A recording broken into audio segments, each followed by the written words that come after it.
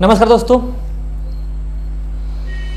पूरे देश के करोड़ों युवाओं आज बेरोजगारी दिवस मना रहा है। उससे पहले आप सभी को विश्वकर्मा पूजा का बहुत बहुत बधाई आप सभी को, और साथ में बेरोजगारी दिवस का भी बधाई। वह देश जिस देश में बहुत सारे काबिल नेताएं आए, जन्म लिए, जिस देश में किसी नेता के जन्मदिन पर शिक्षक दिवस मनाया जाता है तो किसी नेता के जन्मदिन पर बाल दिवस मनाया जाता है, वैसे ही देश में हमारे अद्भुत प्रधानमंत्री के जन्मदिन को भारत के युवाओं, देश के युवाओं, करोड़ों युवाओं बेरोजगारी दिवस के रूप में मना रहा है। इससे बड़ी दुर्भाग्य की बात क्या होगी? जिन्होंने 71 साल पहले इस देश में जन्म लिया और बाद में उन्होंने दावा किया कि रेलवे स्टेशन पर चाय बेचा, लेकिन आगे चल करके उन्होंने ही रेलवे स्टेशन को ही बेच दिया। जिन्होंने यह वादा किया कि सदियों तक, वर्षों तक मैं फकीर की जीवन जिया, उन्होंने आज पूरे देश को फकीर बना के छोड़ दिया। जिन्होंने 7 वर्ष पहले देश के युवाओं से यह वादा किया था, मेरे भाई और बहनों, हर साल 2 करोड़ युवाओं को रोजगार दूंगा, यह सपना दिखा करके पूरे देश को बेरोजगार बना दिए। और यही कारण है कि भारत के युवा, भारत के नौजवान उनके जन्मदिन को बेरोजगारी दिवस के रूप में मना रहा है।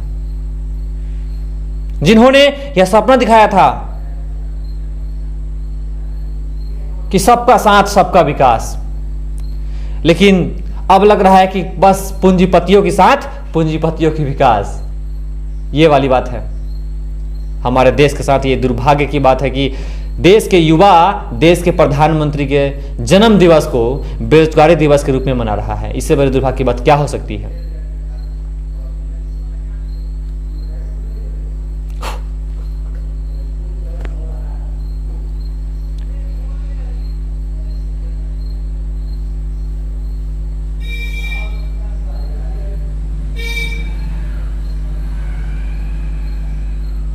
हमारे देश के युवा वो है, जब 12th पास करते हैं तब बहुत बड़े बड़े सपना समझते हैं। बीपीएससी की तैयारी करेंगे, एसएससी की तैयारी करेंगे। धीरे धीरे उनकी सपना जानते हैं कहाँ जाकर रुक जाता है? ग्रुप डी पर। और ग्रुप डी की भी एग्जाम्स अभी तक क्लियर नहीं हो पाती। तो वह देश है हमारा जिस देश के युवा अपने ही देश के प्रधानमंत्री के जन्म दिवस को बेरोजगारी दिवस के रूप में मना रहा है। अच्छे दिन आ गए भाइयों। इससे अच्छे दिन क्या हो सकता है कि देश के युवा, करोड़ों युवा आज बेरोजगारी दिवस मना रहा है। इससे अच्छे दिन क्या हो सकता है? वह व्यक्ति जब देश के युवाओं को यह सपना संजोने का उम्मीदें दिया था,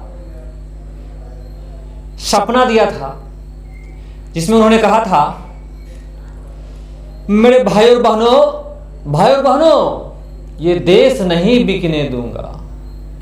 लेकिन इस देश के वासी को, इस देश के नागरिकों को, इस देश के युवाओं को कहां पता था कि इसका परिणाम ठीक विपरीत होगा, कि इस देश को बचने नहीं दूंगा।